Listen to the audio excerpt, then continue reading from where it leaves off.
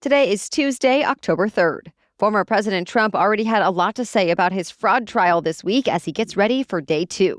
Also, the latest in the debate about whether the U.S. should send billions more to Ukraine, and the response to new numbers showing U.S.-Mexico border crossings hit a 2023 high.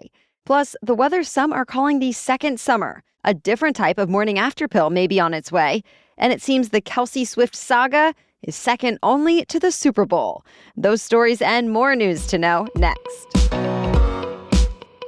Welcome to The Newsworthy. All the day's news in around 10 minutes. Fast, fair, fun, and on the go. I'm Erica Mandy. Thanks so much for being here. You ready? Let's do this.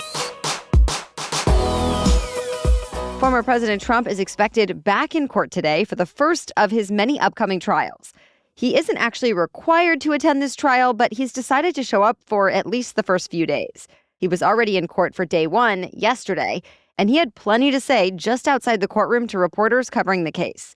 Remember, this one is a civil fraud case out of New York, so there's no jail time on the line, but there is still quite a bit at stake. For example, he might end up having to pay a hefty fine, and he could be banned from doing business in New York. Specifically, Trump is accused of exaggerating the values of his properties by at least hundreds of millions of dollars to secure better terms with banks. The former president told reporters it was a rigged court with a Democrat operative acting as a judge and called for that judge to be disbarred and removed from office. Then Trump called the Democratic Attorney General, Letitia James, a racist member of the radical left. And like he has with the criminal cases against him as well, the former president said the whole trial is happening in an effort to hurt him in the 2024 election. Though it is worth noting, this investigation started in 2019, and he was first sued over it a year ago. This trial is expected to last months. By the way, while Trump attends his trial in New York, Hunter Biden is expected in a Delaware courtroom. President Biden's adult son is expected to plead not guilty to felony gun charges today. As we told you last week, a special counsel indicted Hunter Biden on charges that he lied on a federal form by saying he was drug-free at the time he bought a gun in 2018. His lawyers are set to argue that the new charges are political and will try to get them thrown out. But prosecutors are getting ready for a trial. To be continued.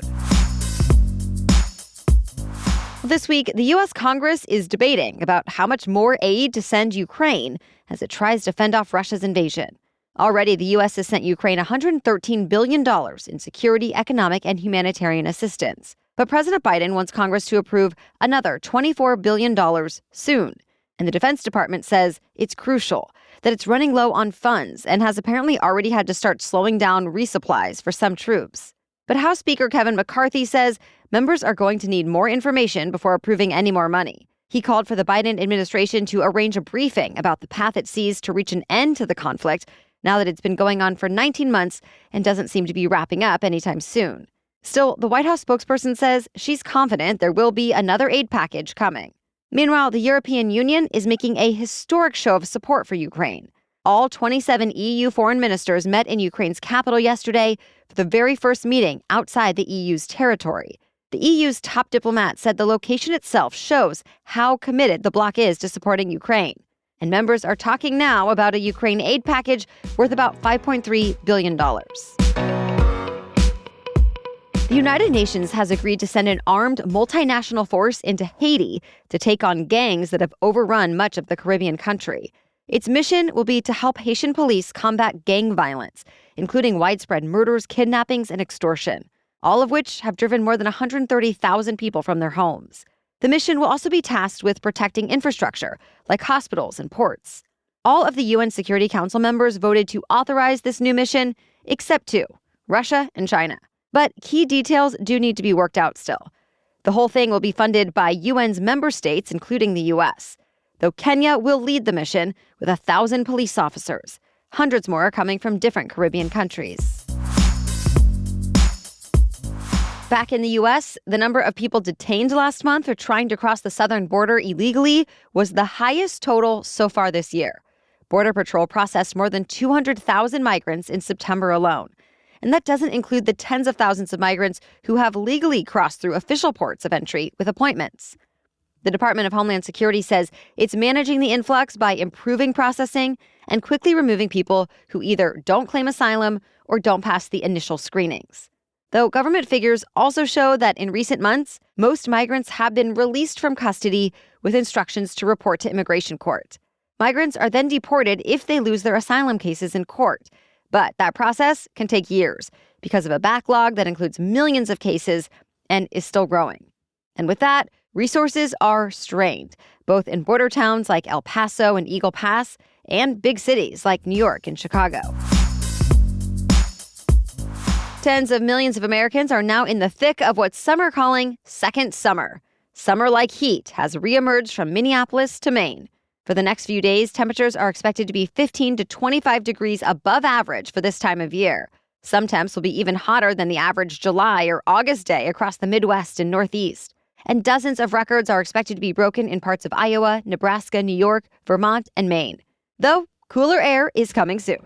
Fall-like temperatures are expected to be back by the second half of the work week. All right, we have much more news for you still coming up. But first, a quick break for our sponsor, Lumi. And I have to say, I was a bit skeptical about trying another deodorant after the one I used to like was just not working for me anymore. But then I was pleasantly surprised with Lumi. I am really impressed with how long it helps me feel fresh and smell great. Makes sense since Lumi is clinically proven to block odor all day and control odor for up to 72 hours. Of course, I also appreciate that it's aluminum-free and paraben-free. I also love that Lumi has a bunch of different products to choose from. Like their deodorant wipes are really convenient for on the go, whether that's post-gym or post-work or during travel. And you can use it on your underarms, feet, anywhere. In fact, Lumi's starter pack is perfect for new customers. It comes with a solid stick deodorant, cream tube deodorant, 2 free products of your choice, like those deodorant wipes I mentioned, as well as a mini body wash, which I've been loving in the clean tangerine scent. Oh, and you get free shipping too. And as a special offer for our listeners, new customers get $5 off a Lumi starter pack with code NEWSWORTHY at LumiDeodorant.com. That equates to over 40% off your starter pack when you visit Lumi Deodorant, L-U-M-E, LumiDeodorant.com, and use code NEWSWORTHY. It's Nobel Prize Week. Honors are going out to those who have made the greatest advancements in medicine, physics, chemistry, and literature. And of course, there's the Nobel Peace Prize on Friday. So far, the winners have been 2 scientists who pioneered technology that we've all heard a lot about over the last couple of years. Katalin Karikó and Drew Weissman won the Nobel Prize in Medicine since their research laid the foundation for the COVID-19 vaccines by Pfizer and Moderna. Their studies into mRNA vaccines were apparently overlooked by scientific and medical communities for decades. Then, all that research helped launch a COVID-19 vaccine in record time. And now mRNA vaccines are credited with saving millions of lives. They're being tested for other vaccines too, meant to fight cancer, autoimmune diseases, allergies, and more. The scientists will now get $1 million for winning the Nobel Prize. In a first, the CDC is now backing a new version of the so-called MorningAfter Pill. But instead of preventing pregnancy, this one would be meant to reduce the number of sexually transmitted infections, or STIs, in the U.S. The CDC says healthcare providers should consider prescribing a commonly used antibiotic to certain people as a way to prevent chlamydia, gonorrhea, and syphilis before they spread. It would have to be taken within 72 hours of unprotected sex. Already, the same antibiotic is used to treat those infections.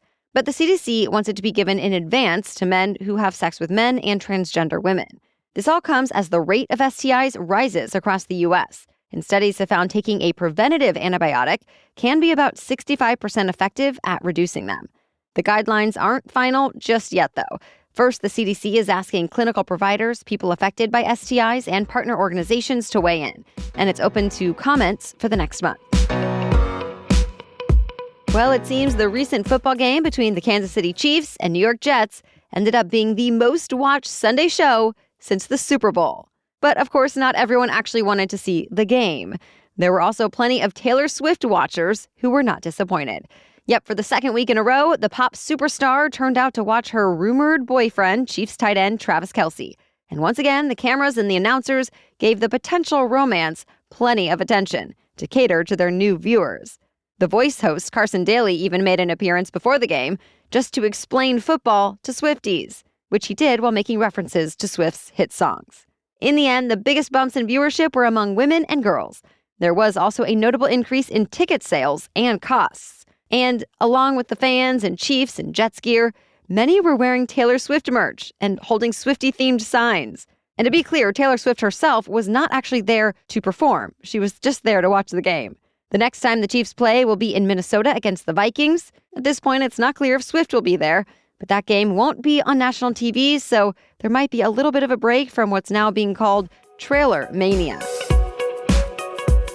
Another music superstar has had her own massively successful series of concerts this year, and similar to Taylor Swift, she's decided to bring her tour to movie theaters. Beyonce released a trailer this week for a movie version of her Renaissance World Tour.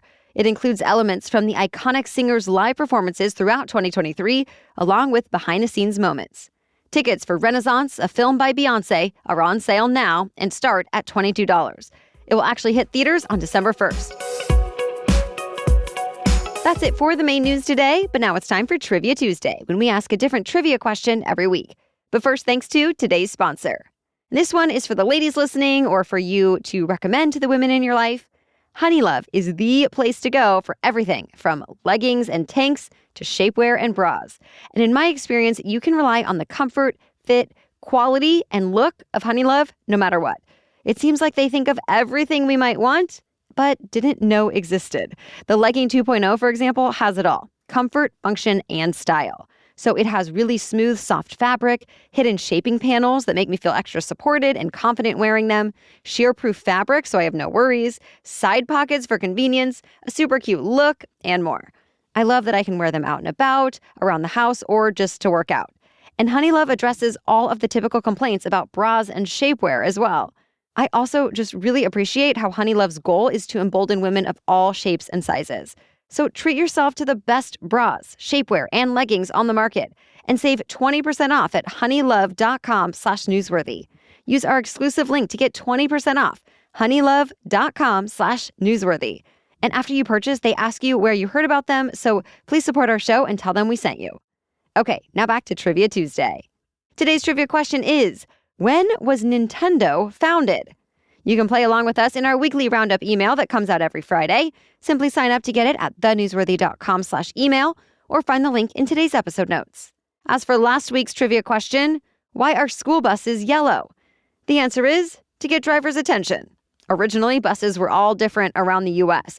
That is, until 1939, when educators and transportation officials decided to come up with 44 national standards that included everything from size to color. They looked at 50 different color options, and in the end, they chose what's now called National School Bus Glossy Yellow. It was chosen because it's highly visible to the human eye, both in the early morning and late afternoon hours. So now any new school bus sold or leased in the U.S. must be yellow.